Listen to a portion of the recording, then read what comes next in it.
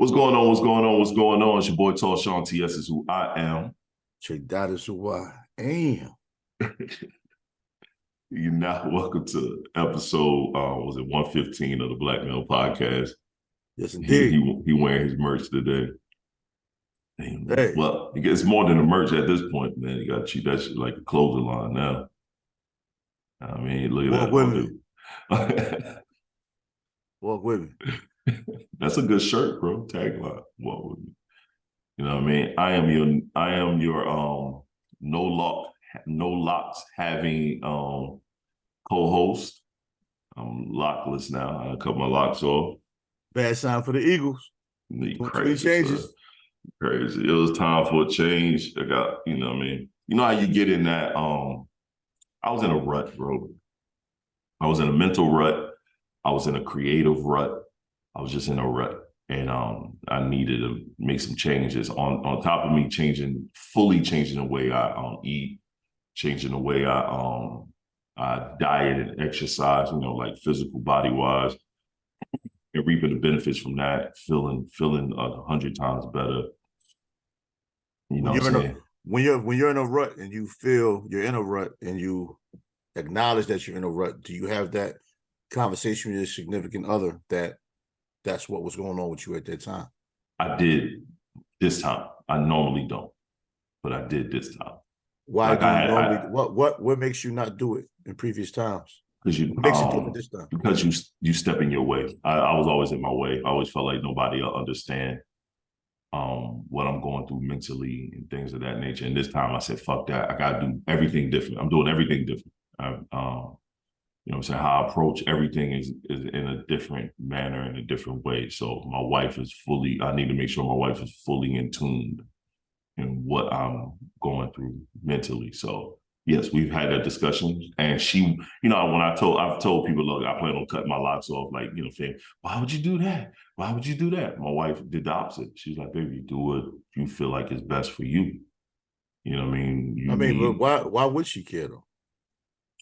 You know, some people get caught up in appearances and certain things and stuff like that. I don't think people that genuinely care for your well-being are even worried about that part. Like you would hope so, but the sad part is, in some cases, people do. Some people get stuck. Like if you cut your beard off, I don't know if people would be happy with that. Think about it. I mean, it's only like one opinion that would matter as far as that's concerned. All right, and that opinion probably would not be happy with that. Nah, she would laugh at me. It looks stupid in the face. Yeah, old baby face ass nigga. Right. I mean, I actually have a baby face. If I could this. I know you do. I know you do. We've seen your face online without the with the low beard. You got the low beard. Your face look hella young. Fucking 52 years old with a 35-year-old face. Looking stupid as hell. Looking stupid. Like, why you got so much gray hair, young man?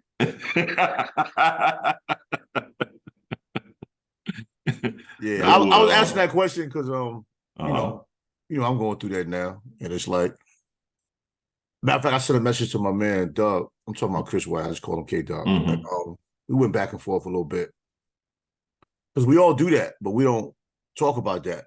Mm-hmm. But all of us don't go into a situation where it affects our relationships, though. Right. You know what I mean? So we don't really see the relevancy of it or even the potency of that decision until it kind of affects us some kind of way. Right. A lot of times our direct support system is right there with us, but we don't fully engage in that. No, we don't bring them in like we should. You know, and I don't think women understand that as strong as we are, there's still certain elements of relationships that we fear. Yes. And I can say to you how you're fearing it without noticing I'm doing it myself. You know what I mean? Because it's easy for me to watch you. They be like, bro, look, man, you got to talk to your lady, man. You got woo, right? Right. And you could easily say to me, bro, you need to talk to your lady. Right. You know what I'm saying? Right. That and a woman, shit. Yeah, because that's why we have to uplift each other and really build each other and be the type to call each other out. Right. You know what I mean? Because we call each other out sometimes and we laugh at it. It's like, Because I'll be like, nigga, you do the same thing. And you'd be like, yeah, I do. I know, but that's how I know you're doing it. Right. That's funny because we just had that conversation.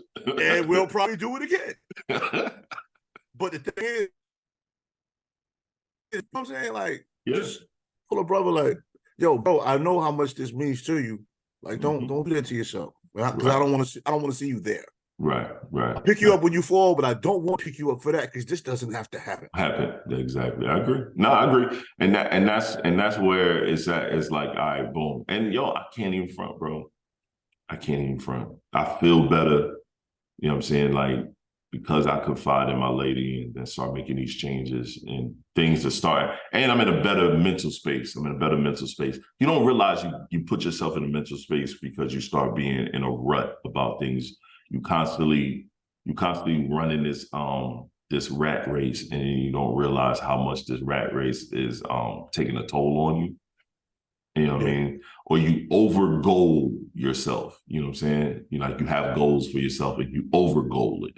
And you can do that. You can over put too many goals that you want to accomplish, and then you find yourself not accomplishing any goals because you're trying to accomplish all these goals all at one time. Yeah. You know then you feel like you're failing. You feel like you're failing. And that's what was happening. I'm trying to accomplish way too many goals at one time. I mean, and you sound like you're talking from my brain. You know what I'm saying? I'm out having a world, and that's all I can think about is all of that shit. Right. Yep. I'm out there listening to some hip hop. I'm thinking about all of that shit. Like, I can't point a finger at anybody. No, I understand. You know what I'm saying? And the thing is, think about how great you feel as a man when your woman confides in you and reveals something of importance, and then feels better at the end. Think about how strong it makes us feel. Yeah, no, it does. Like what we be thinking, like we got the same support system there. Yeah. And we act like I'm a tough guy. I'm good. Because that's that man mode, cheese mode that they call it. That's bro, male ego. Sometimes that shit will fuck you up. Good for decades, bro. We are not good. Nah. You know what I mean? And I'm done saying that shit, bro. I'm done saying that shit. I ain't good. I tell my wife I ain't good, yo. Shit, I ain't in no good space. This morning, nigga, I got up to get ready for the pod, get myself together. The wife finally gets up. I go and lay next to her real quick before I come to cut the computer and stuff on it. And then I told her, I was like, yo, I ain't really sleep that good last night. She was like, me neither, really. She was like, your energy felt off, even though we had a great time last night. I said, no, we had a great time last night. I said, I could not cut my brain off last night. It just would not go off. That shit just kept running like a computer all night long. And I was like, and that's why. She was like, and she just, do what women do. They hold you, and she feel like a full baby, but I should feel good at the same time. That should feel good though. Shit, nigga, I love coloring. Fuck that. And me too. I color too. Like, yo, listen, men that don't like the color, y'all on your own, B. Right, word up. Word up, cuddle me, shit. Yo, because it was funny, bro, because I was just sitting next to her, and then she gonna hug me, and next you know, she like pushing me down, and I'm on the bed laying down. Now we in full cuddle mode. I'm like, Erica, I ain't gonna be able to get up and go to this pod if you don't get up. Just a few more minutes. I'm like, all right. What? Now I'm hating. I don't even want to talk about this no more. My face looking like this right now. I'm mad. I call her and my youngest son the cuddle bunnies, because my youngest son loves the dawn. He's a, you know how you figure out love languages. His love language is physical touch, like straight up. He will sit on you. He just like to hug, and then he'll tell me, I'm like, bro, why you always on me? You're my daddy. There's nothing wrong with that. I'm like, I don't care, but I just like fucking with it. I can tell you the story. You talking about cuddling and all that shit, man. Embracing, I would say. Right. I remember when I was in DC, my heating unit went out, right? Because it was carbon monoxide. Fire department came and everything. Like, you can't smell it. No, fire department came, shut it down, everything. It was crazy, right? And it was wintertime, so it was a little cold. Not unbearable, it was a little cold. My son's mother was talking shit, talking about, I need to fix it now. She coming to get my son. She's 4 or 5 hours away. Just a woman ran. She was bugging out. Right. Bring him back. He can't be there without the heat on. Yo, my son was cool. We had blankets. That dude was laid on my chest. We watching movies all day. Yo, he had the most fun. Didn't recognize nothing. Just being up under dads, huh? Yeah, and it was dope. I mean, we watched movie after movie after movie after movie. And I'm thinking he's asleep. He's looking at me. Well, we watched X. I'm like, damn, like, you know what I'm saying? Yeah. Because, you know, if you go out, bro, they're not. No, bro, they don't care. Kids don't care about that shit, bro. They really just want to be a part of you. But you got to make an appointment for somebody to take out, put another one in. They had tested and all of that. And it was like 2-3 days before they came. Yeah, that shit gonna take a minute. No. Yeah. Dog, me and my daughter went to hang out because we talked about the pod and stuff. Me and her had breakfast and stuff like that. Just hanging, and we were sitting out. It's a place in Durham. It's called not Durham, in Fayetteville. It's called Uptown, and fire spot, shit fire. You know, shrimp and grits and stuff like that. Real dope. Grits, man. Oh my goodness, it was on point. Having a nice waffle, bro. You know what I mean? But it's the butter that they call. I can't think of the name of the butter. It's honey butter. That shit was fire. Yeah, honey butter fire. Bro, so we sitting there and we talking and laughing and joking. And we literally just like, you know what I mean? Like I'm giving her some game, like, because she, it was funny, because you know I literally have a 30-day breakup rule. And she couldn't, like, she heard me say it before, but she was like, where did you get that from? And I kept it a buck with her. I said, I refuse to let someone, again, have my mental in shambles. I said, your mother had my mental in shambles. I was like, the way I was feeling and going through things, it was rough on my head. And I was like, your mother had my mental in shambles. Hold on a second. Bro, I'm on my podcast. You got to go ask your mother. She is not sleeping. Go upstairs. Just go upstairs. She's not sleeping. I promise you she's not sleeping. Close my door.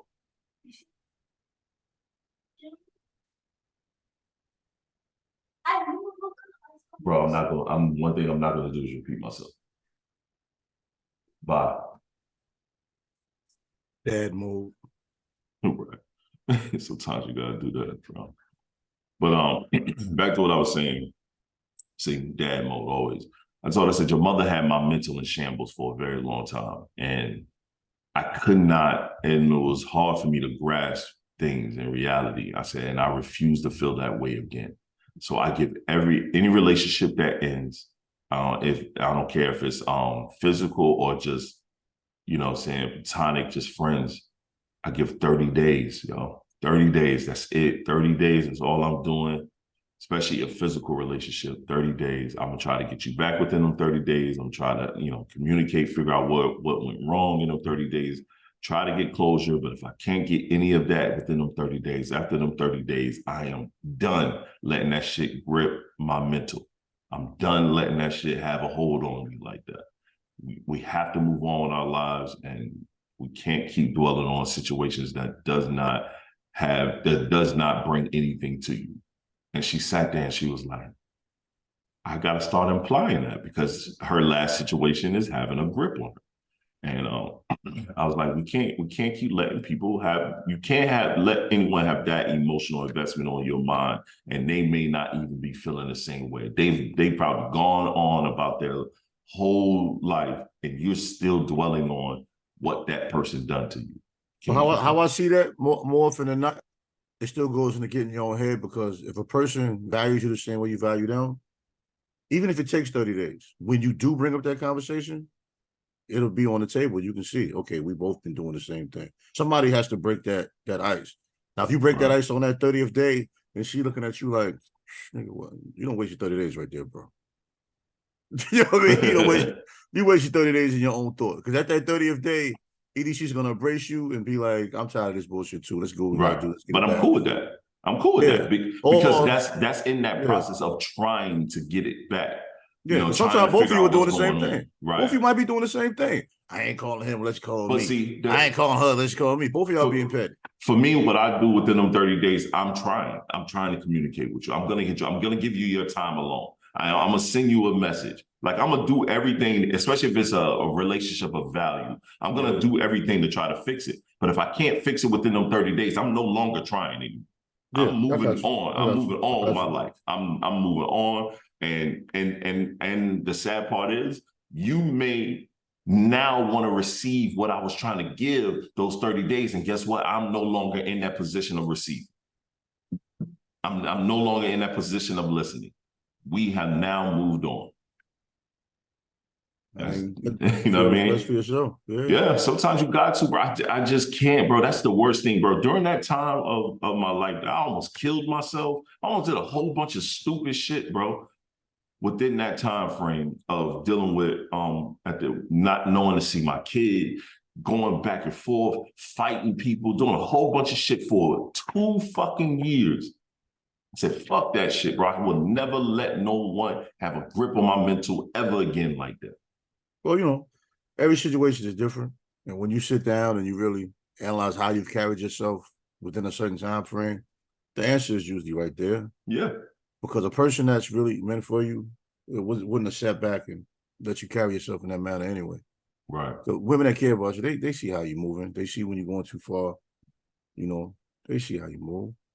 She would have stepped in. She would have stepped in somewhere within that process, was whatever part she know. She would have stepped in and said something, in whatever way she would have said it.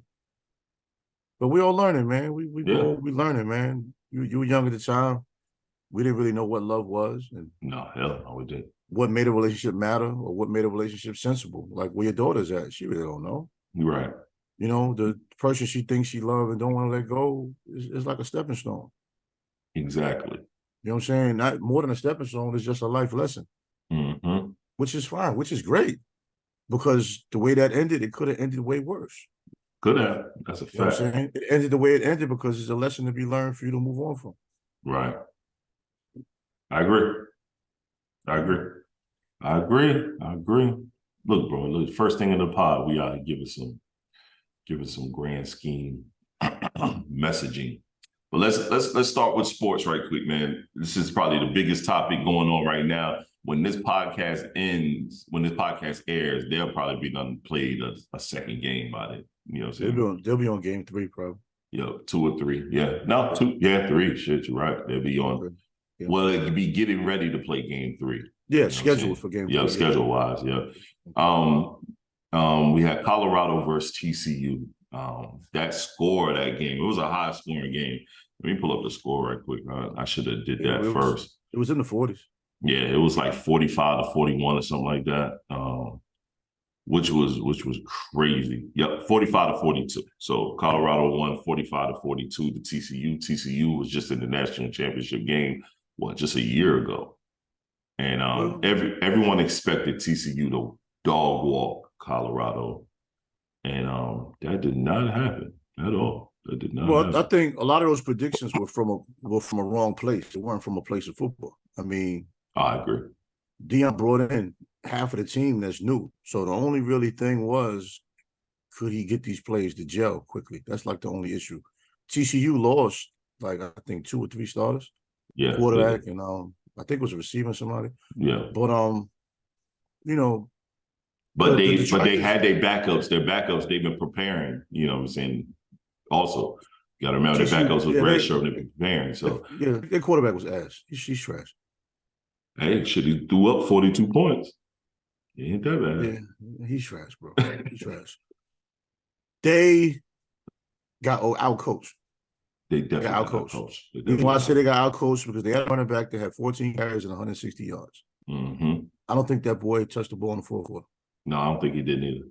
For some reason, they pulled. He did, but that's when the defense finally stepped up and started shutting him down. Yeah, but it was offensive line at that time was worn out. They got beat up in the front. Pass blocking. They got beat up. But the thing is, they did the Dak Prescott. They started having the quarterback throw the ball. They did work running. Right. Unless he was injured and nobody knew nothing about it. He had 14 carries for 160 yards. Wouldn't give him the ball. Yo, the crazy thing is the quarter that messed them up the most was the first quarter. That's 7 with Colorado throwing 7 points immediately on the board. Well, it's almost like David and Goliath. Mm-hmm. Took Colorado lightly. Colorado came out there swinging. And by the time, TCU tried to get a grip and get it going, the gentleman was pumping too hard, man. Colorado whole team played like it was just their life depended on playing. I mean, you got a guy that dominated on both sides of the ball. As a receiver, he was doing his thing. As a cornerback, he was doing his thing. Travis Hunter. And at the end of the game, he was like, I'm ready to play some more. You know, he was out there. He was putting in work, son. He was balling. He locked in, man. Shador was 38 from 47 with 510 yards, 4 touchdowns, 0 interception. That boy I say this. I said this when they were at Jackson State. I said, I wonder how they would play against better competition. Not thinking wouldn't excel, but I know I had a problem when I hooped, man. Sometimes I would play down to my competition. Right. And I always wondered with a guy like Travis Hunter that was ranked like #1. You know, because some people would say he didn't dominate HBCU, this and that, whatever. In my mind, I always thought maybe he wasn't motivated enough, or maybe the competition didn't push him enough. Sometimes he can be so talented. I don't want to use the word coach, but kind of, sort of. You play to the competition. Right. You know what I'm saying? And he played against TCU all out. Like, he went all and out. The lights was on him. This was a primetime game. His motor is his motor is just and it was away. It was an away game at that. You in TCU's home. This is the point. It's all of that, man. These kids came out here. These young men came out here and just went all out for Deion, man. And it's like, that's all you want as a coach that has players that go out for him. Bro, you watch my sidelines. He's congratulating people. He's hugging people. You got another coach. One of his assistant coaches on the sideline crying tears, man. This big grown-ass nigga crying, bro. I've never seen no shit like that. Yeah. Because they were 20-point underdogs. That team is almost a movie, because the team is full of players that some teams just didn't want for some reason, or players that may have had certain issues trying to get their career back on track. They just had talent. They had heart, and had the ability to be submissive to a program and just give all out. Because Deion he's tough on them players. Yeah, he is definitely tough on them. But they come ready to learn, ready to grow, and ready to excel as young men. Yo, that story, that's such a great story. And it's so sad that I can't remember the one guy. That one guy said that's the worst roster in college football. Yeah. How can you say that is the worst roster in college football? And he had a bunch of #1 recruited players too. But you saying that's the worst roster in college football? That's a wild scenario. Not being a 20-point dog, I'm not surprised at. No, I'm not surprised at it. First game of the season, some of those things are just outrageous because they're not proven. Deion's team wasn't proven, so I wasn't mad at that. Say the worst roster in college football, you know, Cats be reaching, bro. Cats be reaching. That reach be real, bro. That, like, this Mel Kipers and all these people that be throwing their opinions about stuff and they ain't never done nothing a day in their life but commentate. I be like, man, get the fuck out of here. You haven't even picked up a ball and threw that shit. Picking up a ball in front of doesn't make your analysis any better, because some of those guys can do nothing. They play, they can't look at Rashad McCants, bro. Come on. No, we can never compare that nigga, bro. Something wrong. I'm going by your I haven't said the N-word in a couple of weeks, bro. According to your theory, Rashad McCants breaks that thing in a million pieces. He played at a high level. Not by saying what you're saying is wrong. He played at a high level? People that played in the NBA, that's a high level. Oh, okay. No. Making it to the league. Yeah, I got you. I didn't say he was excelled as a professional. That joker did not play. He played in the NBA? What you mean? Played a little bit. He didn't really play. Nah, come on. He played in the NBA. If I played in the NBA, the level that he played, you'd be proud of me, bro. He played in the NBA. Not at the level that he talks. He talks like he went to the finals. There we go. He talked like he was a star. Yeah, like he was a #1 option or something, bro. Like, bro, you was on Minnesota with KG. You was nowhere near them. What? Man, this dude wears a crown. Yo, son, knock that crown off your head, man. But let's why he keep hold on, I don't want to digress, but why he keep testing Gilbert Arenas, man? I don't know. And Gilbert Arenas too. Shut up. The only thing stopping Gilbert Arenas from being great was himself. Was Gilbert, and he'll tell you it was Gilbert Arenas that stopped himself. So what makes you think you're great? You're average.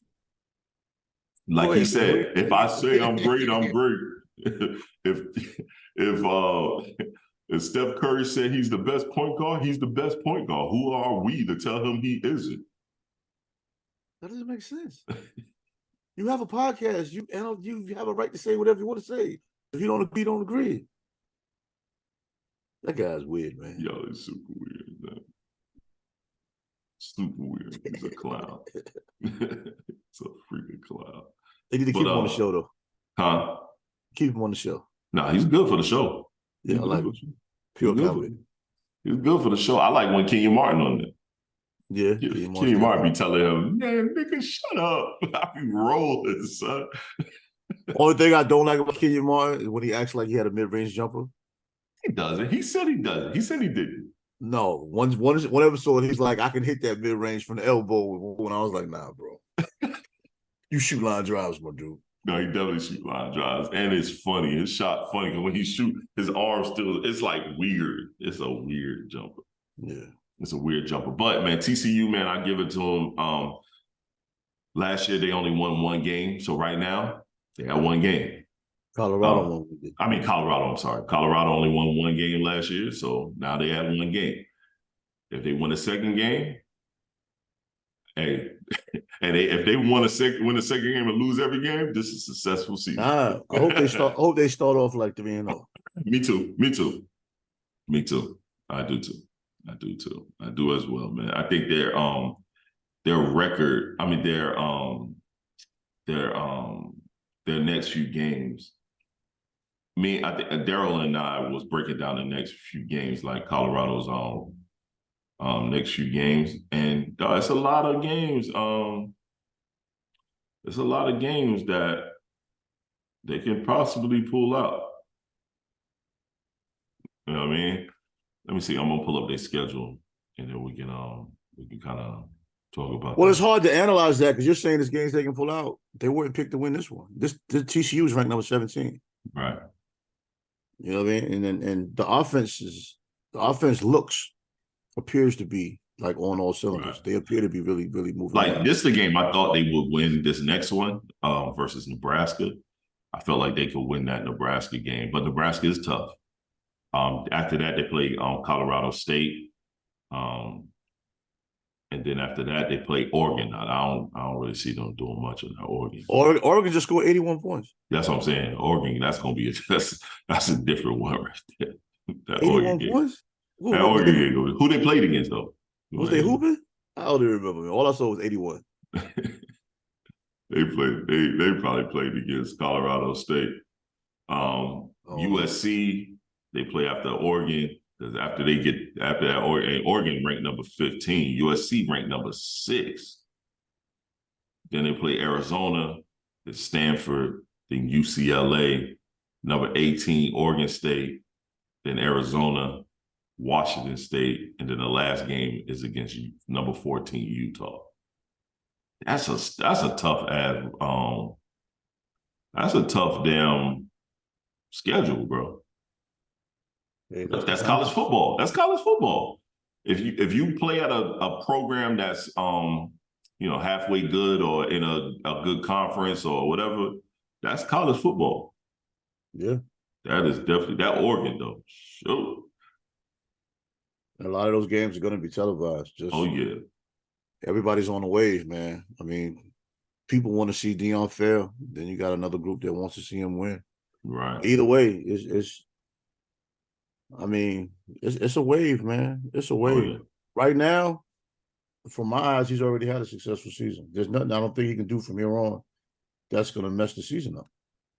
No, I don't think so either. Oregon played against Portland State. They go 81 points against Portland State. I mean, Division One school.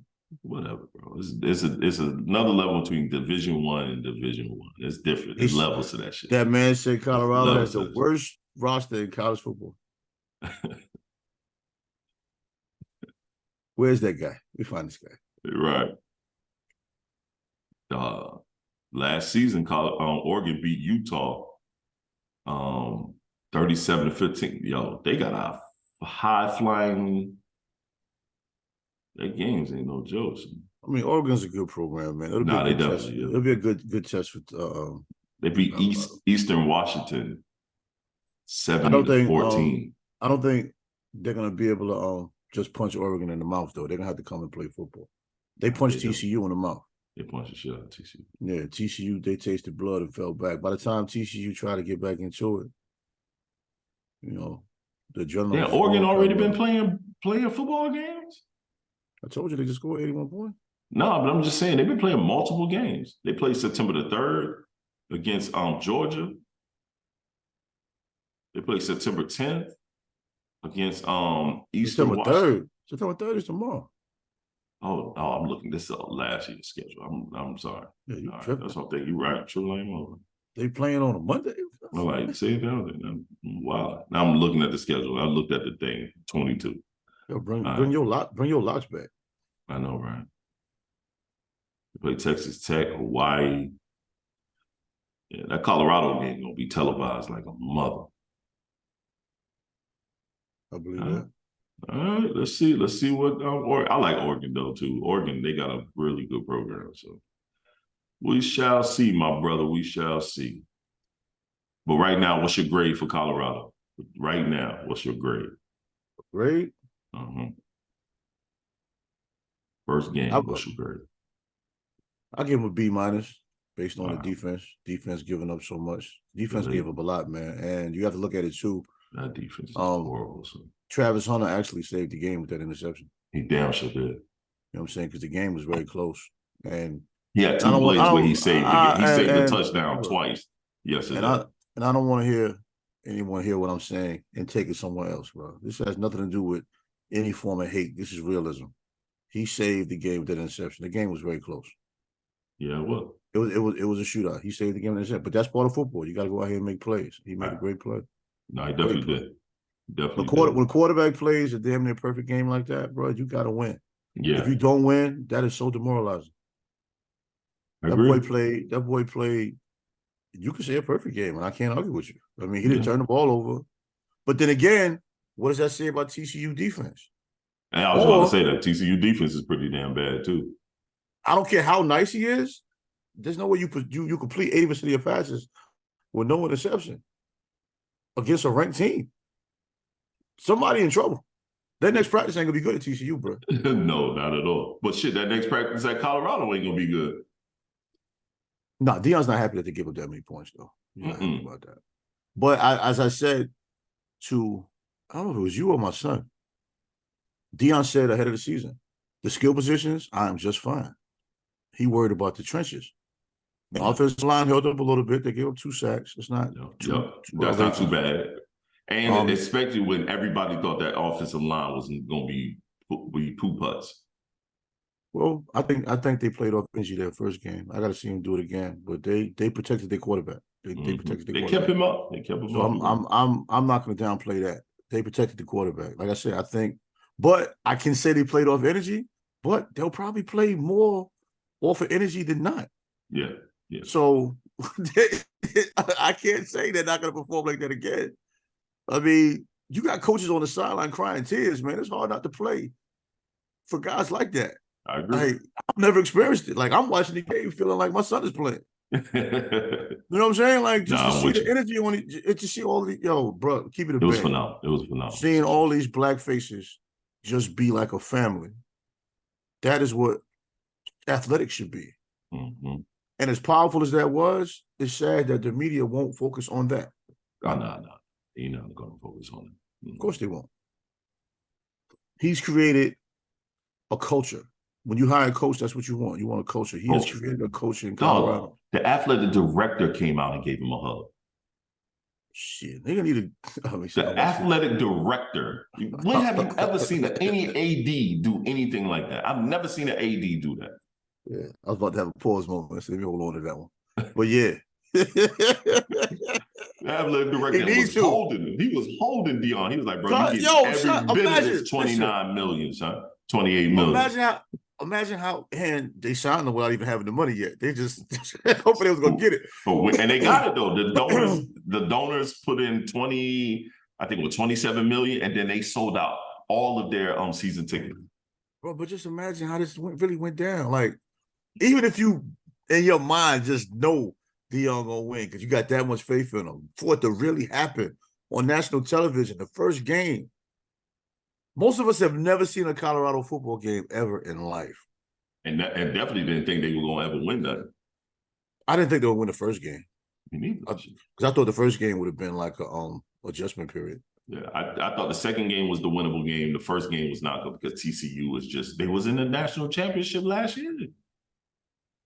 Yeah, I was wondering, like, man, why they got them for the first game of the season? Like, right. National champs. It was in the national championship game. I very rarely watch a whole college football game. I actually watched. Who was the coach of Colorado last season? Who? Yeah. He'll never work again. Looking it up neither. Why? He might not never get another job in life after yesterday. So. I mean, he could probably be a coordinator or something like that. Yeah. Think about everybody that's had an issue with all those kids leaving.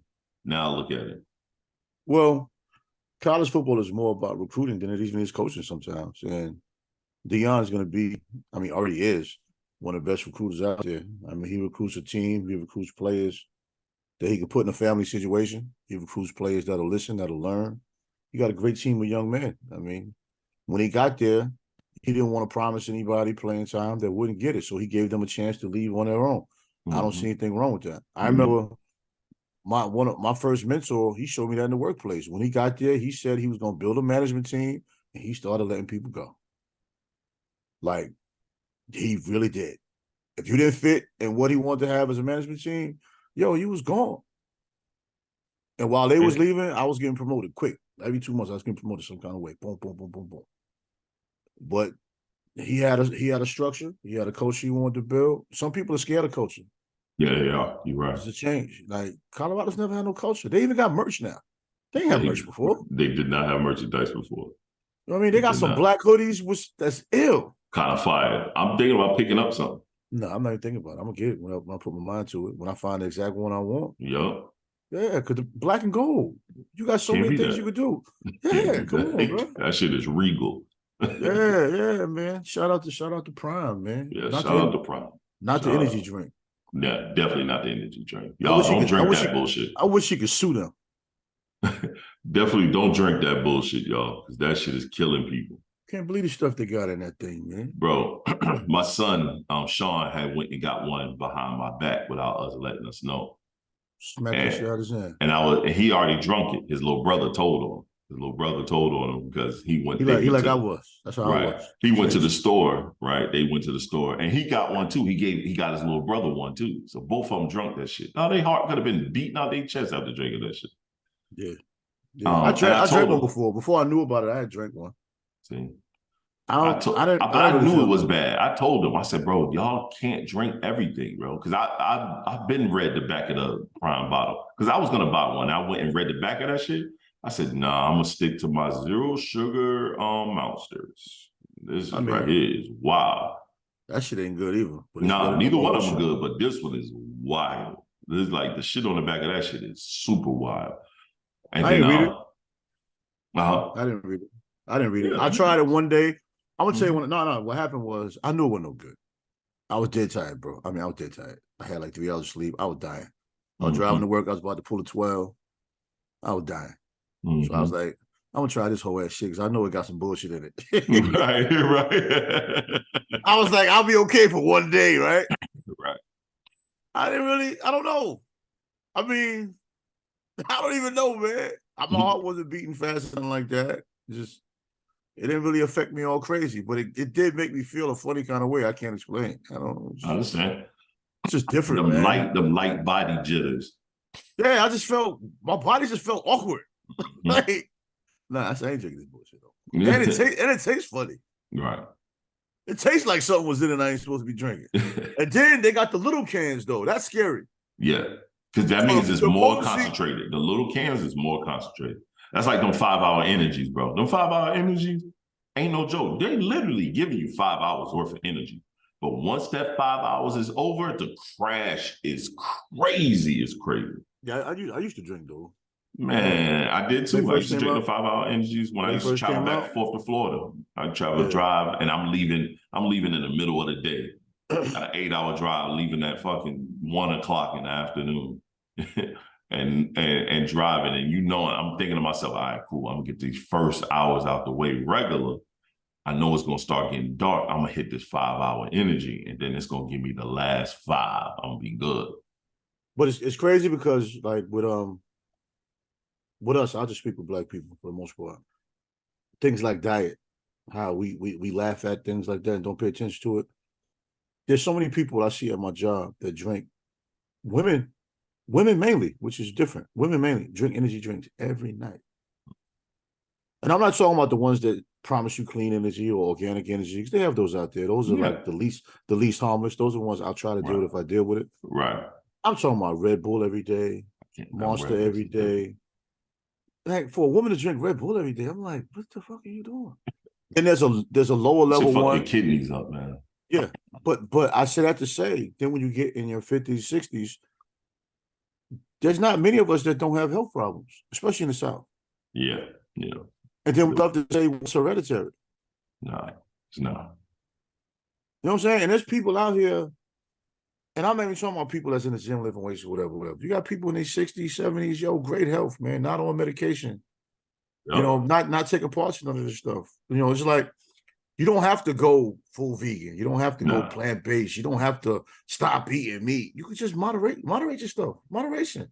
Portion control. Yo, son, dudes be at work with these plates. I better be wild. He's stacked. I bet. Son, I go to lunch at 2 a.m. 2 a.m. You eating this big ass plate? I can't do that.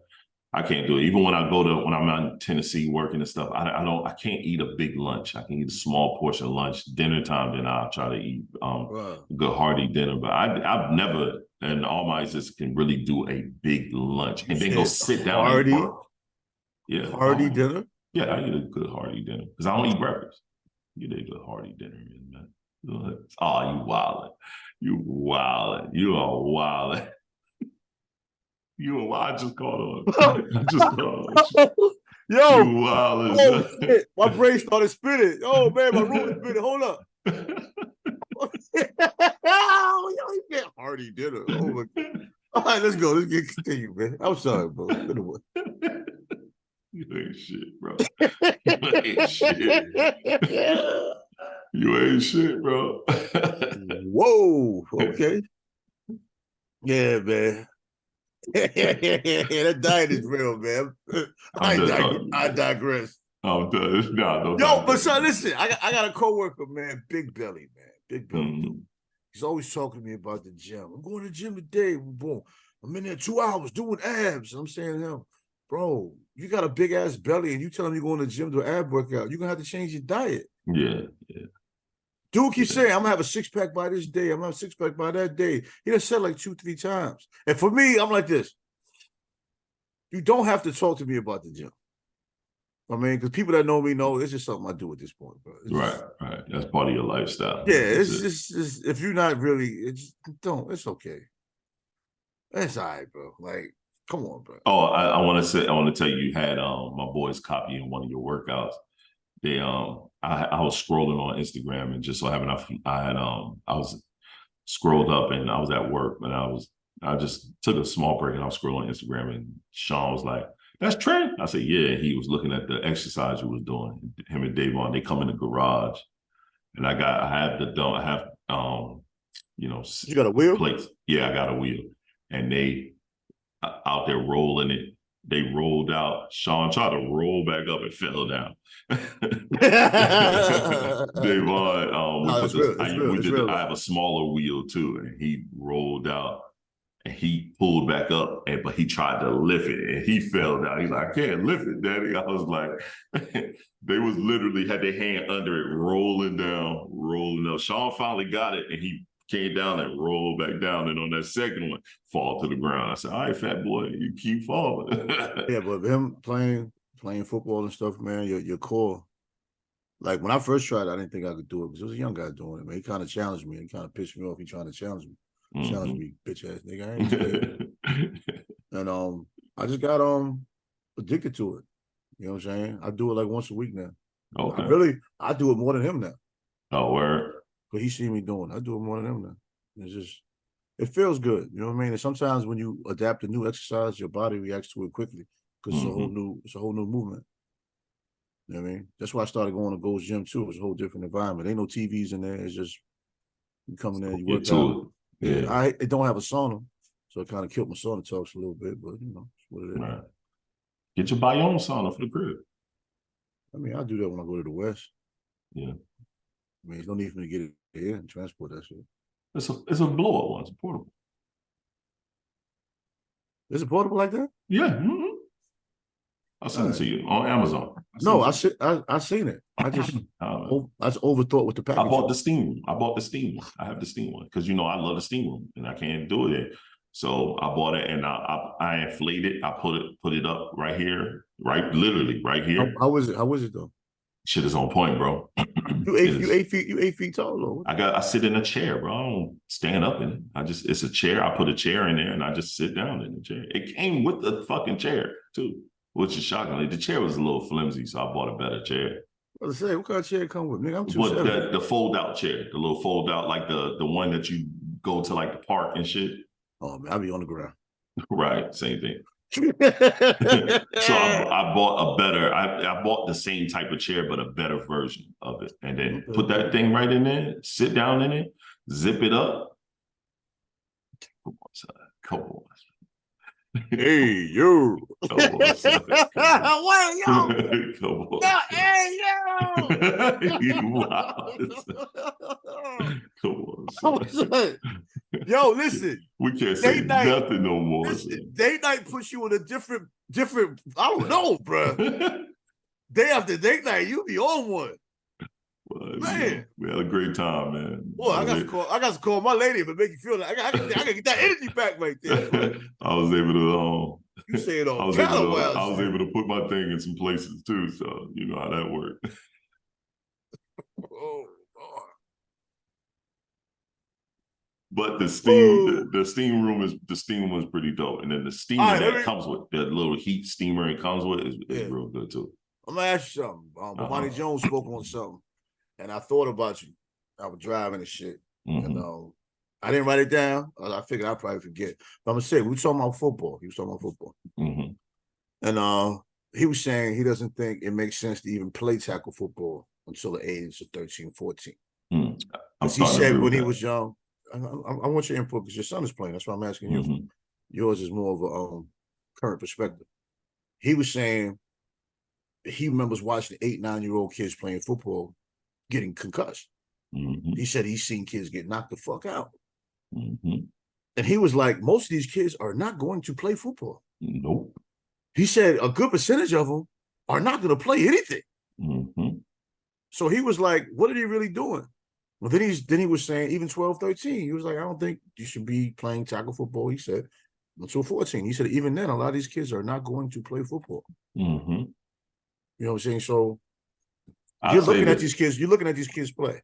Right. No, and a lot of them are never gonna it's a lot of them that ain't gonna play ever again after but this you're season. coached to punish people. Right. Your coach is telling you to punish people, knock the snot out their nose. Yeah. Make them feel it. And you're applauded when you knock somebody down. Crack. That's why I don't like little kids. This is why I never let my son play, because I went to an AAU practice for little kids playing football, and they got the kids doing grown-up drills where they're jumping up in front of each other and then they just running right into each other, and then everybody yelling, "Whoop, yeah!" And I'm like, yo, that little kid ain't get up yet. I watch a little kid get hit and did not get up yet quickly. Yeah. And then they yell, come on, get up. You gotta suck it up. And I'm like, nah, fuck that shit. I saw it on Instagram where the kid just ran through a dude. Dude legs went up in the air and everything and fell. And I posted it. And I said at that moment he decided never to play football again, right? And some people laughed and everything. And after a few days, I looked at it again. That shit don't look good, son. You know, it wasn't funny no more. I saw that post too. I just breezed right on by. I said, nah, I said, I'm not going to voice my opinion because I don't like nothing about this.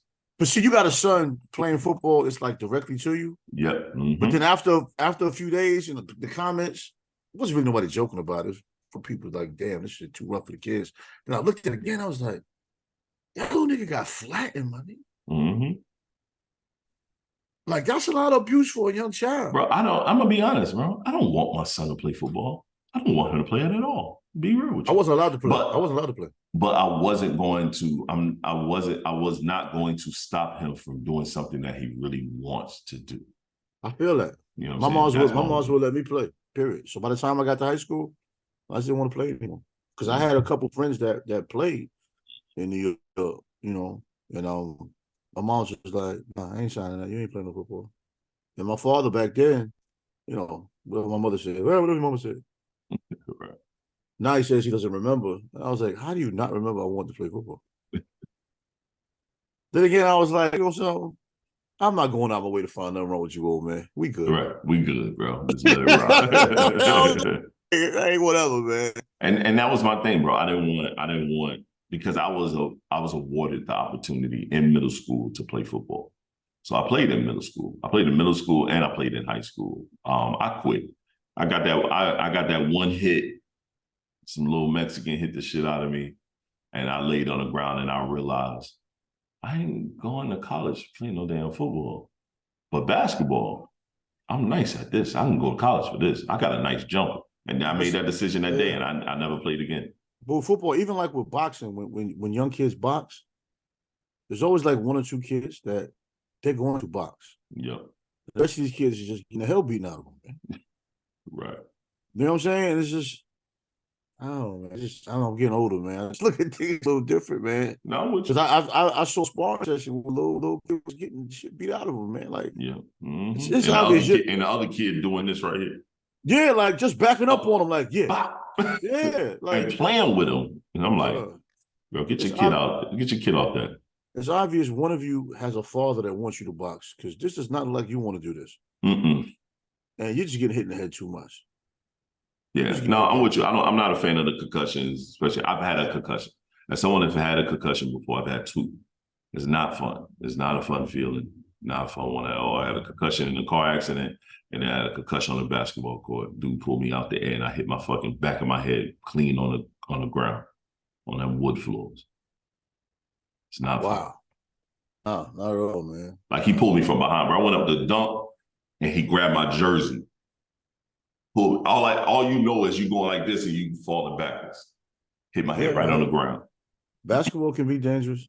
It can be. It can be dangerous, man. We got especially when there's cats that don't play basketball. It's like them football players that now they on the basketball team too, and you just really in there just to do a bunch of goofy shit. I always say dudes that hoop. I remember one time I played with a couple guys on the football team. I got knocked into the bleachers and the chairs and all kind of stuff. I was cooking this dude. I knew him though, but he was on the football team. Mm-hmm. He was just mad stiff, yo. Every time I went to the hoop, he was just not even realizing he was just hacking the shit out of me. Yeah, and I kept scoring. That's probably one of the illest games I played when we was out there playing. Because football team came out there.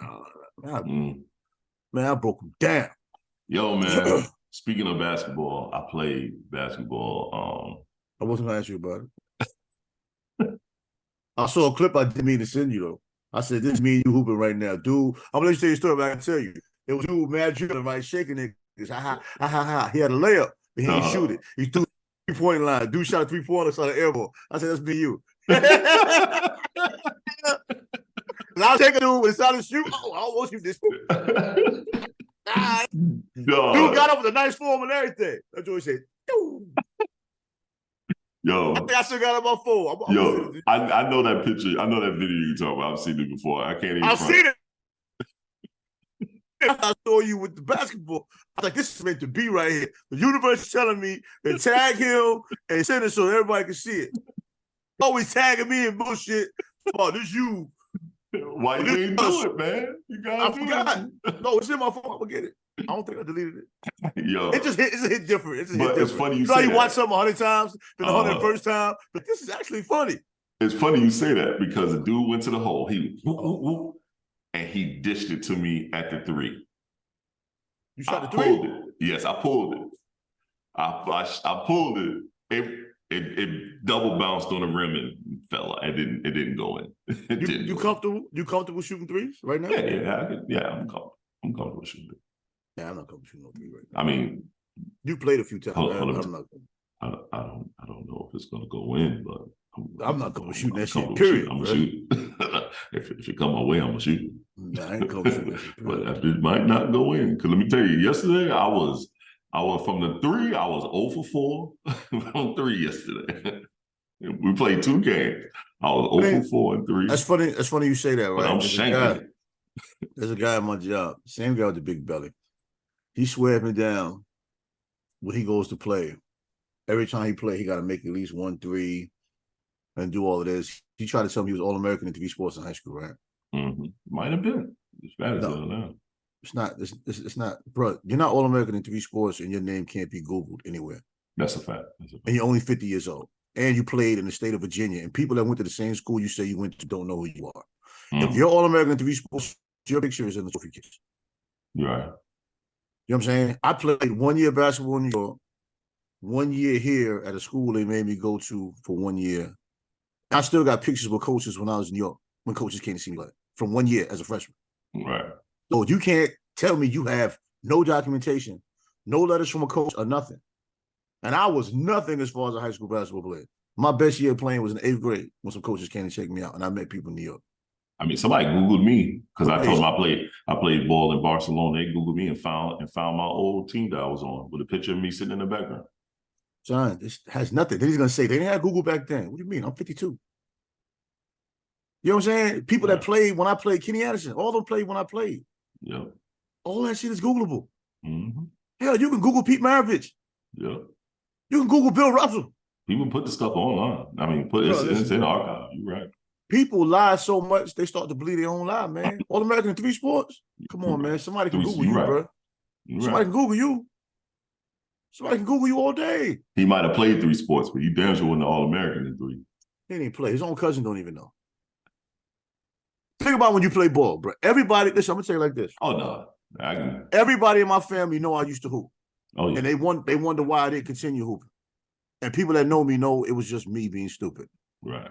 But whatever. But my family know I used to hoop. Mm-hmm. I averaged down in 50 a game in 8th grade. My whole family knew. Shit, on the post, when I posted about me playing ball and I was messing around, people that jumped on there was cats I played with. It's like, so how you still hooping? How you All-American in 3 sports and don't nobody know you? Right. You tell me how that's possible. Right. Maybe I don't know nothing because I told him that's not possible. And you still in your hometown. Right. You would be a legend in your hometown. Yeah. All-American in 3 sports, you'd be a legend. All-American? You know All-American is? Did you right. say that? I know. Yeah, I know. I told him, I said, bro, you done lied to the wrong person. Because I am not falling for that one you just said. But back to me playing ball, my body is sore today. I was sore fresh after the game. I'm sore right now. But I'm going to keep going, man, because you just move muscles and stuff that you haven't moved in a long time. And it just feels good, man. And I lost significantly amount of weight where it was like, even running up and down the court wasn't bad. You know what I'm saying? You say you lost like 30, right? Yeah, sure. I went from, think about it, bro. The fattest I was 325. You know what I'm saying? I'm now 278. Okay. You know what I mean? And that was just like, last year I got big. Shit, earlier this year I was in my 300s. I was in 300s earlier this year. Like I would fluctuate down and then I went right back up again. You got to spell. Yeah. So now it's like, all right, cool. I'm comfortable not being in the 3s. I figured it out. And now I'm getting, now I am plateauing, you know what I'm saying, where I feel like I'm not seeing any loss. But that's probably because I'm lifting weights. I'm lifting a ton of weights because now I'm trying to sculpt. I'm going to get my body, this part here, looking like something. You know what I'm saying? Yo, don't rub your body like that. Don't do that. Like myself. Yo, you wild, don't do that. I like myself, bro. Nah, I was going to tell you something. I don't even remember. Something's wild today, man. Yo, you wild, man.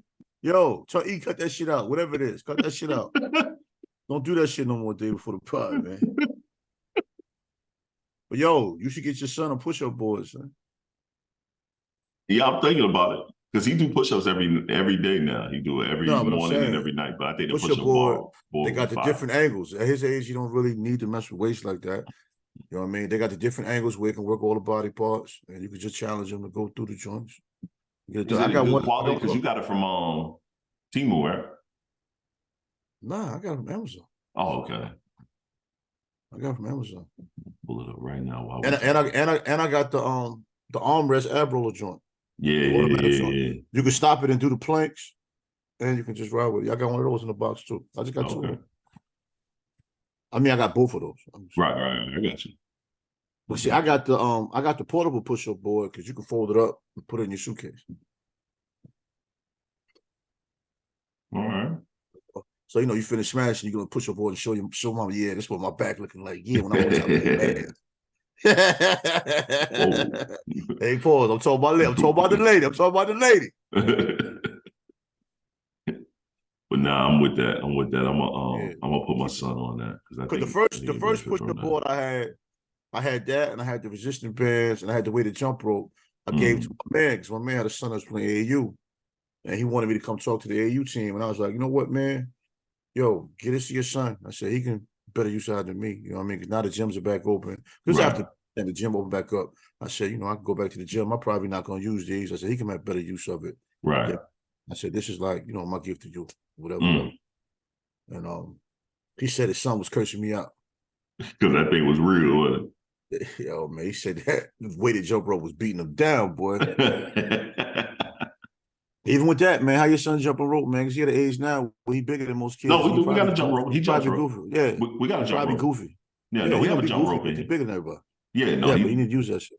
No, he definitely goofy because he is bigger than everybody. He's like, that's not an insult. At his age, you're gonna be goofy. You're bigger than everybody. Yeah, shit, I was at that age. Yeah, your feet too big for your body. Yeah, that's a fact. Now he uses the jump rope too. He uses the jump rope. It's like if you grow over the summer, you don't have to get used to your new height. Or your hands get bigger, you got to get used to your new hands. Bro, you talking something now, son? Yeah, that is a fact. Everything is different when you play ball. When you gain weight, it's like the first time when I started drinking and gaining weight, man, basketball just became different. My crossover wasn't really crossing no more. See? You know what I'm saying?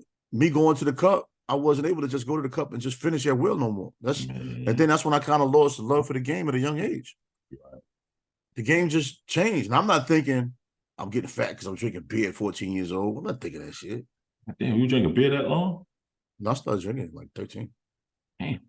That's what they do in New York, man. You drop 40 in a tournament, they go get a 40. You know what I'm saying? They roll up something. Yeah, no OGs, man. You have them, but you ain't always with the OGs. That's true. That's a fact. You know what I mean? When the OGs find out I'm doing it, they'll stop it. But then you already got a taste for it. Now I'm doing it on my own. Yeah, I didn't drink beer until so I went to shit. I'll be honest, I didn't drink beer until I went to college. Yeah, my first beer was I was drinking alcohol. I was drinking alcohol for a while, but I ain't drinking beer until I went to college. 40 ounce of private stock, man. 13, 14 years old, putting it on the counter in New York City. Boom. Yeah. I mean, they weren't checking no IDs in New York City. You can afford it. Yeah. People was buying cigarettes for their mothers and shit. 40 ounce of private stock. Yeah, that was the thing. Tap the bottle, twist the cap. I remember private stock too. I remember that shit. Yeah. You said it was a lifestyle, Doc? Lifestyle, man. That's what it was. You know what I mean? That's what it was. You know, when you talk to people, they're like, I can't believe that. I'm like, come on, but life is real, B. Life is definitely real, son. You know, life is real. But the thing is, not pointing fingers at anybody or any situation. At that age, all I want to do is play ball, man. You know what I'm saying? And I had a family that didn't let me play ball. They didn't let me hoop. Going to hoop at the park, that ain't hooping, nigga.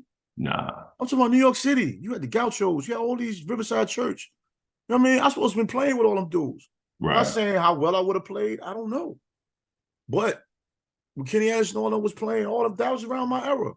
All these tournaments I can't go to. I'm not getting my Clemens Forum side. I don't have nobody to be with me to go nowhere. Damn. Like, that's where you end up. Yeah. If you want to block playing ball, that's what they do. They drink beer and they smoke weed. No, I mean, I respect it.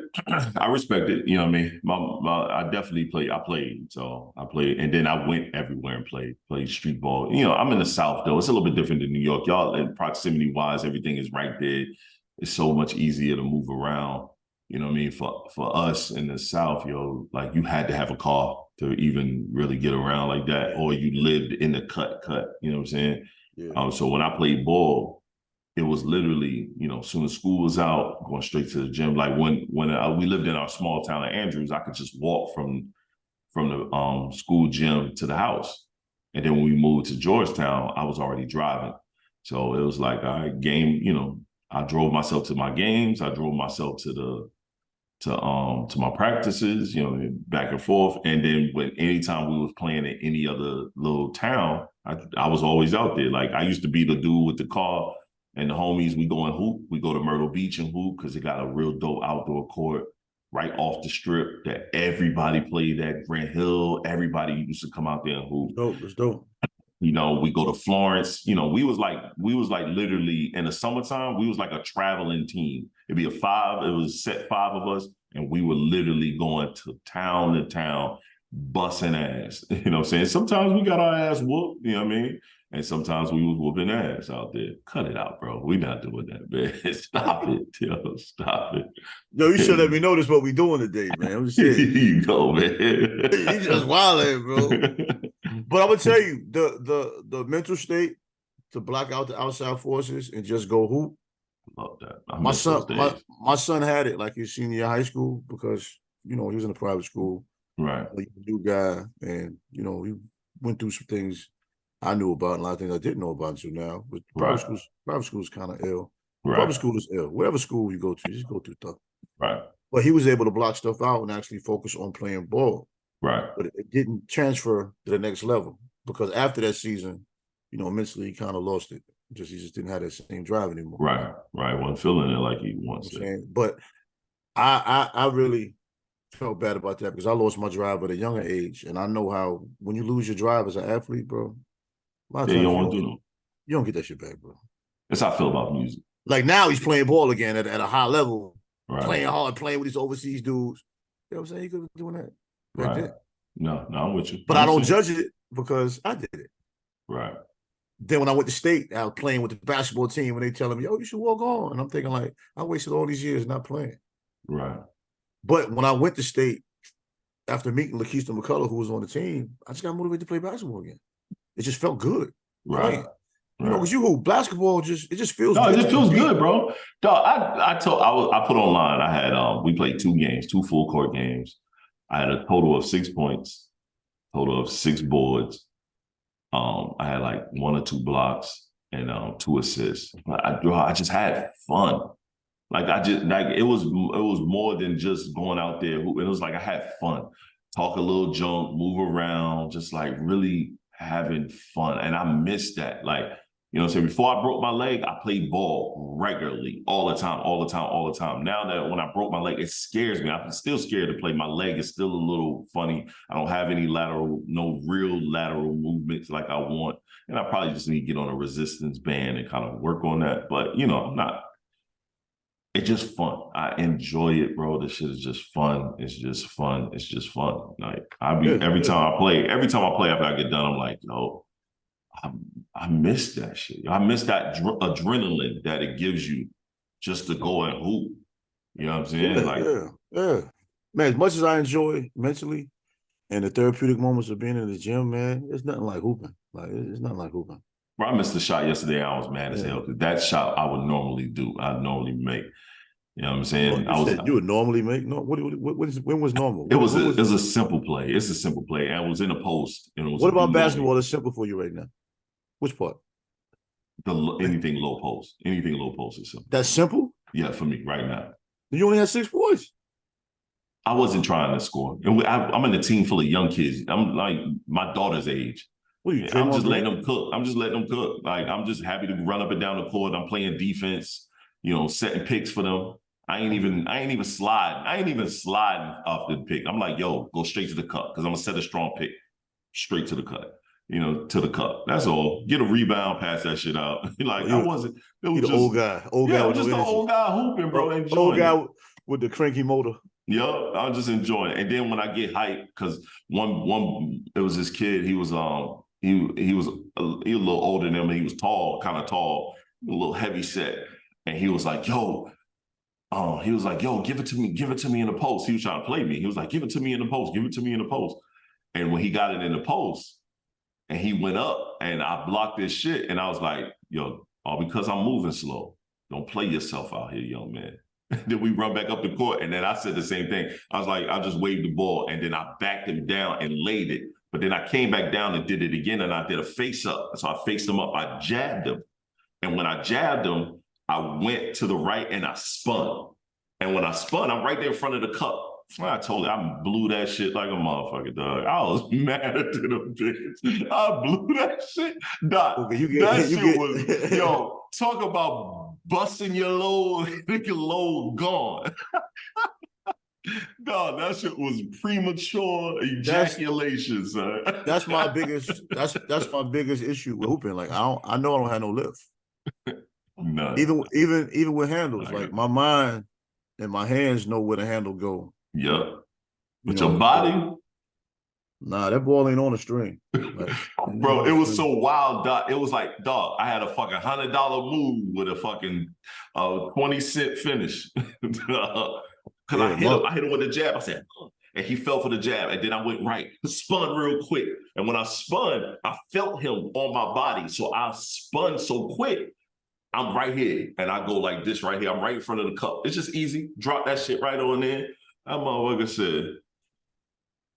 Nah, when you get our age demographic, nothing on the basketball court is actually easy anymore, unless you play on a regular basis. Yeah. Now it's even more amazing. I remember when I was in college, we had a professor, Dr. Cambon, used to play all the time. He had the old school ace bandage knee wraps. Right. He had the old school sneakers, afro, high socks. I mean, slow motion, cook you. Right. I mean, he used to come to the parks when we played, cook. Mm-hmm. Intramurals, cooking. Like, you couldn't defend the dude. He had 100,000 pump fakes. Footwork was crazy. Mm. I mean, Dr. J Afro with the gray in it. Like, just cook you, bro. Accurate from the mid-range. Never shot nothing from the three. Everything mid-range. All day. You know what I mean? But he had to have been late 50s at the time. I doubt he plays now, though, because I'm 52. I doubt he plays now. If he plays now, he's miraculous. Nice. Yeah, he's miraculous if he's playing now. But, I mean, dude, if he was defending you, you could easily cook him. I mean, he wasn't no lateral type guy, but it was inspirational watching the older guy play and just love the game. Like, it's a couple of old dudes you see. Like, when I used to play regularly, there's a couple of older guys that used to come out and hoop, and they would like, if you did too much, they will show you that they did this at one point. Yeah, I mean, it's like if you played on his team, you were motivated to actually play basketball. Like, he never took a bad shot. He never wasted a possession. He didn't shoot too much, right? But he was efficient. You know what I mean? And it's like you almost don't want to do no goofy shit when you're on a team with somebody like that. right. Like I'm known for doing some goofy shit. I'll throw a behind the back, over the shoulder pass in traffic all day. Like, now we all when it goes through, we all do. But I'm gonna throw about 3 of them shits away, bro. We all do. We all do I'll some goofy shit. I'll throw a full court bounce pass that might go out of bounds. I'll do all kind of shit, bro. Like, I'm like, nigga, I'm having fun, yo. Fuck y'all. Like, yeah. But yo, I'm about to play this one video because we're gonna end the pod in a minute. I want to play this one video and get your opinion about this. Let's see, shit. Nah, it's not crazy. It's lighthearted. It's some hip hop shit.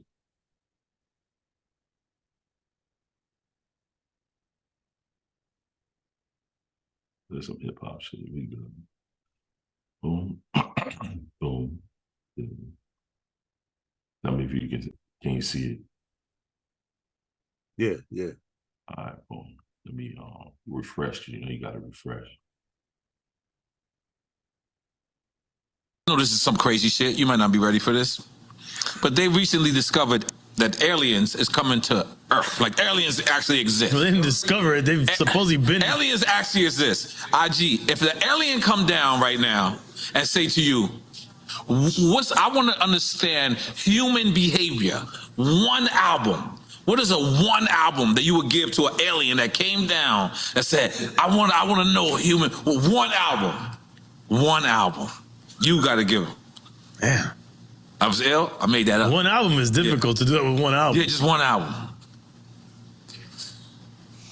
Yo, man, come on, what the fuck? I mean, X for sure is dark and hell is hot.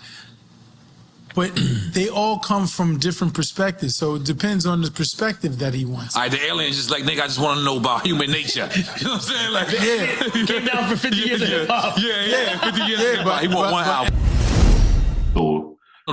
So piggyback off of that, what's that one album the alien come down and you be like, yo, this one album gives you what hip-hop really means and feels? Whole totality of the project. For me, I would say Nas Illmatic, Queen from Queens. Like Nas Illmatic actually gives you Queens in the thought process of a young man. You know what I mean, that's how I would see it. But I don't think there's one definitive answer for that. I think everybody will give you something different. You know what I'm saying? Like if you're talking about DMX, I mean, DMX isn't always coming from a rational mind. That first album was a different album. It comes from a different thought process. But we're not just talking about X, but we're just talking about in general. What's that? No, I was saying, I'm speaking on what he was. What Herb was saying, right? Yeah, what Herb said. For me, be Nas Illmatic. As far as and I thought about this because I had that sitting for a while now, but the pods wasn't they wouldn't fit any other pods we were doing. That's hard for me. That's a hard process for me because I feel like I will have to pull a project from each coast. You know what I mean? Because like once again, I'm a project guy, and it's projects that I feel like shape my thought process. You know what I'm saying? I mean, I would have a separate one. I would have a separate one for the West Coast. Yep, me too. Yep. That's what I'm saying. It'll either be Ice Cube's album or Snoop's first album. No, I would say Ice Cube, America's Most Wanted. Yep, that's what I'm saying. That's what I'm thinking too. It'll be from the West. It'll be Ice Cube, America's Most Wanted. Well, Snoop Dogg's Doggy Style, because Doggy Style was different, bro. Doggy Style was different, but I'm saying America's Most Wanted was culturally relevant also. Doggy Style was a very fun album, very energetic album, very dope album, though. Very dope. Right. Album. No, bro. But he had some real. He had a lot of storytelling stuff on there. Snoop was different. Snoop for me was one of the artists being like literally in a small town down south. I heard that album in people's cars, and I was like, "What is that?" But then for me on East Coast wise, when it comes to like, you know what I'm saying, for me, this is me. It'd be Biggie's Life After Death. I mean, I hear that. That double disc was different. That double disc. I mean, nobody can say that's wrong. Right. No, yeah, I'm not. And if you did, I wouldn't give a fuck. You know what I'm saying? I'm saying Nas Illmatic because the effect they had on me when he came. Because the way he poetically connected words, nobody was doing it at that time. Right. Nobody on that grand scale. I'm sure there was somebody at home that was. And with Ice Cube, America's Most, nobody came that rugged, you know what I'm saying, with cultural relevance like that as a solo artist, just out the blue, man. Like, so you had a West Coast storytelling MC with hardcore Public Enemy beats. Right. That was just a whole different dynamic, right, man. And he had no complex rhyme schemes. It was nothing really intricate about his lyricism. It was just straight to your face. This is what's going on in the world right now. This is what's going on in my head right now. He was just amazing with it. That's the thing about an MC that comes in so many angles. You can have a guy like Scarface that's a dope storyteller. Right. Oh, I was just about to say Scarface. I love. Don't need a whole lot of metaphors, not like that. Yeah. You have a guy like Nas. Nas is just highly poetic. Right. You know what I'm saying? Jay-Z is a lot of wordplay. Yeah. Yeah. Biggie was a lot of wordplay. Biggie had a hell of storytelling ability. Yeah, but he had a lot of bars that didn't even rhyme. It's just his wordplay was so crazy. You didn't catch the parts that missed that didn't rhyme. But he showed that there's not necessarily a definitive rhyme or reason. Right. For lyrical content either. For the South, I would have to go Outkast, Southern Playlist of Cadillac music. I was like, album broke down the South and how they was moving around in a very good way for me. That album was different for me. I damn near know every single song on that album front to back. So that for me, I'll have to like put together a collage and be like, look, listen to these records, listen to these projects, and then hopefully you will understand hip hop, but from my perspective. Well, Outkast was different. I think it took the East Coast a while to embrace, what they offered. Right. And once they took the time to listen, they basically gave you the South from a young man perspective in so many ways. They do. Well, I remember years ago, and I always try to do this as an artist. Now that I'm older, I really focus on doing this as an artist. Music should be able to create mood and emotion. Yes. You know what I mean? And yes, I think today's music, fails at that for various reasons, but that has nothing to do with this conversation. So I'm not going into that. No. But it should create a mood and emotion. And Outkast, they did that. They did that, but they kept it fun. Yeah. I think that's one of the things older artists, as they matured, I think that's where that transition became about. Right, I agree. Keeping the messages fun. You know what I mean? Keeping, the beats melodic, keeping the beats fun. Yes. Even with some producers, you get stuck with one sound. Yes. Yep, you do. You don't necessarily have to change your sound, but you can change the tempo. Switch it up a little bit, do some things. Yeah, I mean, just some producers did, but I think that's what killed hip hop. I think sometimes, you get stuck in your own way of being. And you always have to reinvent yourself. You always have to create those moods and emotions, because we have so many messages people from our age can deliver. Right. That aren't being delivered. Like simple things that you go through as a married man. Those can be still fun records. Yeah, no, I totally agree. Mm-hmm. I totally agree. You know what I'm saying? If you can rhyme about smoking weed on the staircase and drinking E&J, I mean, you can't rhyme about the father and your son first day of school? Right. No, that's a fact. That can't be a record? I mean, I'm just throwing out shit. No, you're right. There's other things. Or even, I'm with you 1,000% on this. Think about it. Slick Rick had a record called Teenage Love. Yep. Teenage Love. Yeah. It wasn't a sucker record. Hell no. I mean, so I'm saying a grown man can't say. You know what I mean? No, I'm with you 1,000%. I'm with you 1,000%. And I think the creativity and lyrical content. Yeah, the creativity and lyrical content is just. Yeah. I can't say it's not there. It's not there on a grand scale. I hear people say, there ain't no real artists out here no more. Bro, that's not even realistic, bro. No, that's not realistic.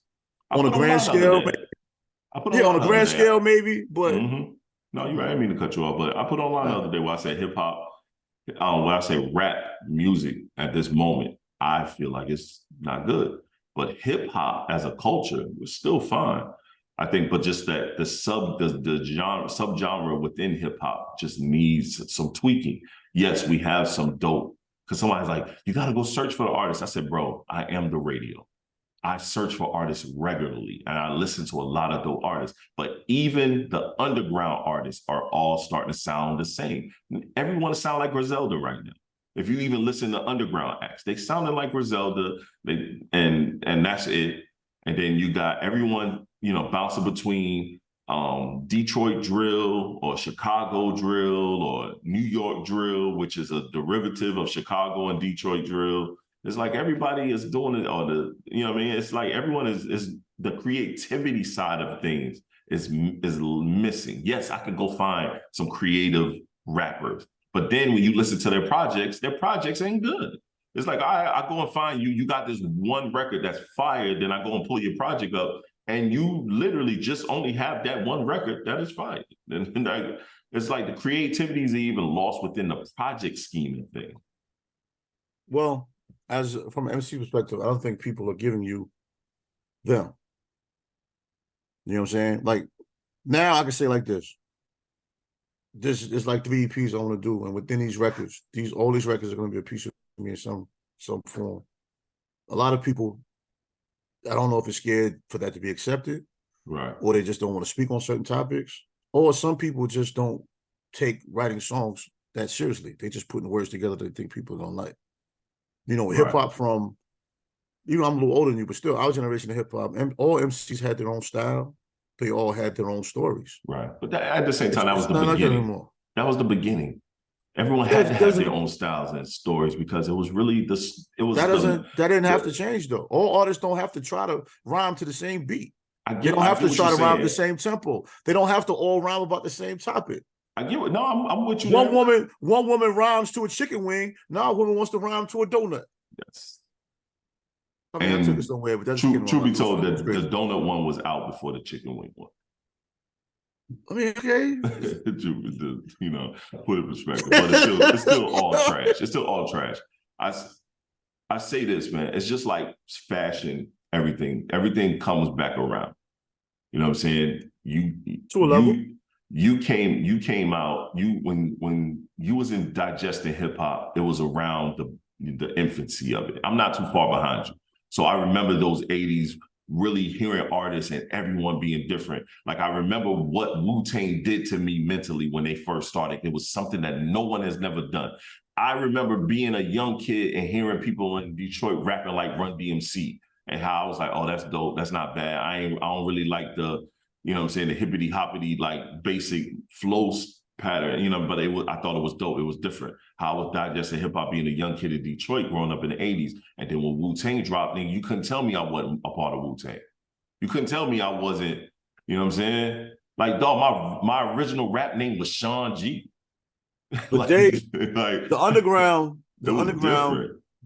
created they created the dynamics back then. They introduced the styles. Yes. You know, because I mean, yeah, so think about it now. Yeah, what style could be different? Everyone is going to be doing it. I'm with you production-wise. I am fucking with you production-wise. I mean, production-wise could be the problem because certain beats that these young dudes are rhyming on, I don't know what else they can do to them. Yeah, the same thing. I put the bop at the bop at the boot. It's the same fucking rap pattern. He put the hop at the boot. He put the top at the boot. Now, when the Migos do it, I can actually understand. Right, but they started that. They started that flow, right? No, because that's their dynamic, and there are a few others maybe that's their dynamic. But like, you know, there's people I know that have children that rhyme. And I hate when they let me hear there's some I don't want to hear nobody shit. Because that's what so much auto-tune, I don't hear anything. Right. And then I'm like, I don't understand what you want me to say. Yeah. You know what I'm saying? I don't know what he's talking about. And then you're making all these gun gestures with your hands, and it's just everybody feels like they have to do those same things. I mean, music is an expression of what you got going on. Right. It should be an expression of what you got going on. Let's say that it should be. But that's not right. If more people wrote about their life experiences and what they're going through, Myth Bleak said it recently. He was like, the music is the way it is because these kids ain't living. He's like, yeah, they making a lot of money, but they not living. They ain't going out here doing stuff, getting any life experiences. So then you don't have no life experiences and you're not putting it on music. Or if you do have life experiences, but you get caught up in this, what makes money, you only do what you feel like makes money. And it's like, it's a wild scenario when it comes to music. When you in a room and certain hip hop is played, it's like an energy. Yes. People are feeling the lyrics, they're feeling the rhythms, feeling the beats. Some people even got eyes closed looking in the air. It's like that song's a part of you. Yes. Some of this new music, everybody just like zombies and drug addicts when he plays. I agree. Bro, like, I agree. You paid your money to be a zombie? Yeah. Oh, man. And the women are just quoting these crazy lyrics, bouncing around and doing all these outrageous things. Yeah. I'm the old man in the room. They got us, man. The sad part is the marketing got us, man. As soon as you show the video, like you sent me the video of the football team singing that joke. Nah, bro, no. My booty, come on, man. Pink, my booty hole brown. Why is any man saying that? What? Yeah, that's the wildest. To me, that might be the wildest statement I've ever heard. And I'm not that old dude when it comes to music. I listen to damn near everybody's shit. I give everybody opportunity, and I rock. Perspective has changed over the last 3 years. But that pussy hole pink, that pussy pink booty hole brown shit, that's extreme. But your perspective has changed over the last 3 years. It had to, because the music is getting dramatically horrible. It's getting horrible. You used to talk that trash to me. You gotta listen to new stuff. You gotta do this. You gotta do that. You ain't said it. It's a lot of bad out here, bro. It's a lot of bad. That's you know why I don't say it as much anymore? Because it's a lot of bad out here. It wasn't a lot of bad before? Nah, it wasn't a lot of bad. It's a lot of bad now. So. It's a lot of bad. I was able to pull, bro. I run a radio show where for the longest, for 3 years, all I did was mix indie with major artists, bro. It's getting harder and harder to mix new indie acts with major artists and play them on a radio show. It's getting harder and harder. Once again, either they sound all like Griselda or they sound like a bunch of bullshit. I mean, I hear you. Shout out to DJ Jazzy Wood for putting a new single on the I saw that. Love the love. But yeah, I mean, I get it. I get it. I mean, yeah, I don't know. I don't even know what to say about it, man. I mean, the young people, music is a young man's game on a large scale. I disagree. I hate that statement. On a large scale, it is. No, it is not. You don't understand why I'm saying it, though. No, I know what you're saying. Tell me why you're saying it. No, you don't. We only say that for hip hop. We only say that for hip hop. But go ahead. I'll let you go ahead and finish this I'm talking about hip hop. I know. I'm talking about hip hop. That's the climate we created. How can it not be a young man game if older artists don't make music at all? No. How can it not be? The top selling artists are older artists. Those are the chosen few that decided to stay relevant. Where's the rest of them? Everybody just quit because they want to complain. A lot of them ain't good no more. They can't adapt to what's going on currently. That's their fault. That's their fault. A lot of them can't adapt to what's going on currently. I said that earlier. That's what I said. Okay. But it's not that they can't. They won't. They won't. You can easily listen, and I'm not going to throw any artist a name under the bus, but if you're an established artist, you can call almost any producer. I'm working on a new project. Let me get something from you. Without naming any producer. Right. Or naming any artist. You can easily do that. Right. Now, not OD'd on Hit Boy. He's done 100 albums of Hit Boy in 2 weeks. But he did it. Yeah. And he's known for not putting out a lot of projects. He put out, 3 in 1 year? Yeah.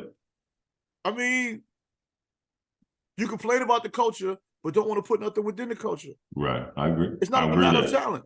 I agree that. You know what I'm saying? What I'm saying is a young man's game is just that's how it's become. We've allowed it to be that. We gave it up.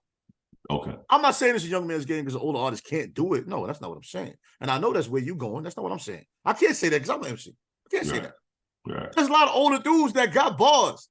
They just choose not to do it. They'd rather sit home and complain. That doesn't make sense. Right. You're right.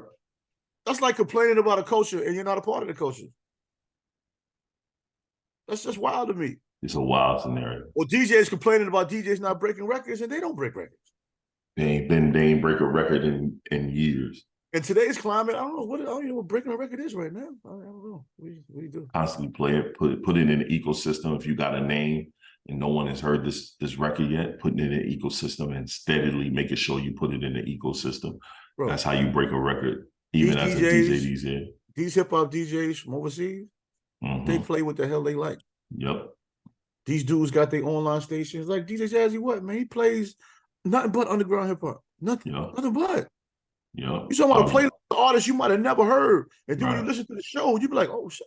Right. This shit is fire. And he lists the whole playlist. Where you I like that too. I plan on to start doing that. I think that's a great idea to do. I saw that and I was like. Sam's does that. Sam's does that too. I was about to say, Sam's like, I love the energy he gives out all the time when it comes to music. I am a full, I just met this man, but I'm a full supporter of what he's doing.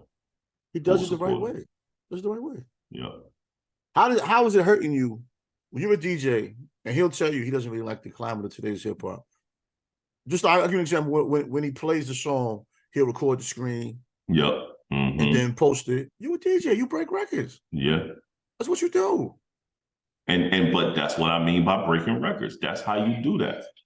I was just saying, what do you do to break records? I was just waiting for you to give me an answer. That's all. Yeah, but it was quite rhetorical. But I love that, man. I love that. That's needed. That's why I always say there's mad DJs out here that won't play your records, right? Yeah. I tried to post that today, but for some reason I couldn't post the link to the radio show. But anyway, there's mad DJs that won't play your record, but there are some that will. There's some that will definitely play your stuff. Network with those. If he's playing your record, you should give him that drop he asked for. Go to his radio station if he's nearby. If not nearby, see if you can call it on the phone. Right. Hell, do a promo for him if you need a promo. I'm with rock you. With who rock with you and build that. Go from that foundation. I'm with you. Yeah, because I'm definitely gonna go back up to Sam's spot. Oh no, soon. I think son is super dope. As soon as you got a record, we gotta go back up there. You know. I think he was super dope. Super dope, Yeah. man. Great Everybody energy. that was there was cool. Great energy, man. I meant to check out Old Boy podcast too. I have. It's not bad. It's actually very, very good. Okay. Very good. It's a very good podcast. You know what I mean? I love it, man. I love what they're doing, man. Yo, so we getting to the end of the show. Go ahead and give us something, bro. Something at the end. Tell us. It's a little different, man. When we started this podcast, we said make the uncomfortable conversations comfortable. You know, we're coming from a black male perspective. But the truth of it is, a lot of things we talk about, we're going through at that time also. We don't come from a perspective of knowing it all. We don't even come from the perspective of knowing anything. We're experiencing these same things we speak about.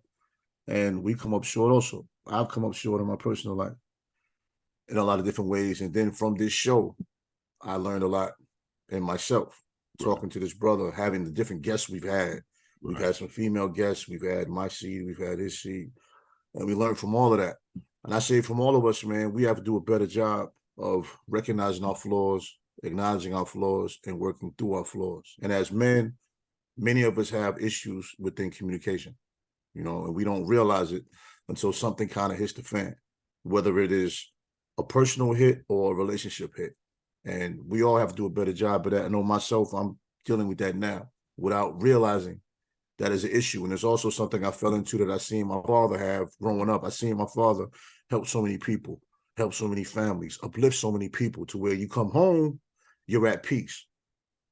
And they're not getting the same work as the people outside the home. That balance of energy has to be had as men, because we do so much out here in the world, and sometimes we're complimented by so many people being a great guy, and you come home and that woman that matters doesn't always get that great guy in totality. And for some of you, that might be a strange thing to hear, but a lot of us do and don't realize we're doing it, because the woman may not be complaining. She might not speak of it. But the sad thing about a woman, when she does complain and bring something up, that's the 101st time she thought about it. Yep. And now it's an issue. Now it's an issue. You can accept it, embrace it, acknowledge it, maintain and go from it. Yep. Or you can go. Yep. Let's all do better, man. Let's do better. Let's get better. Let's be better. Let's strive for excellence, man. Yes. Yeah, couldn't say it any better, man. Couldn't even say it any better. You're not the only one going through it right now. So definitely understand. You know what I mean? Well, this is the Black Male Podcast. T.S. is who I am. Tre-Dot is who I am. I like the dad hat. I can't even front like dad hat. Dad hat connoisseur. I like that one. This is episode 115 of the Black Male Podcast. Man, catch us next week. And I hope you guys all also enjoyed our Bring Our Kids to the Pod series, man. That was dope. It was. I can't even from now. My oldest boy is like, so Dad, am I gonna come on the Black Male Pod now? I'm like, what? I'm like, we'll figure it out, son. Yeah. All right, everyone. Peace.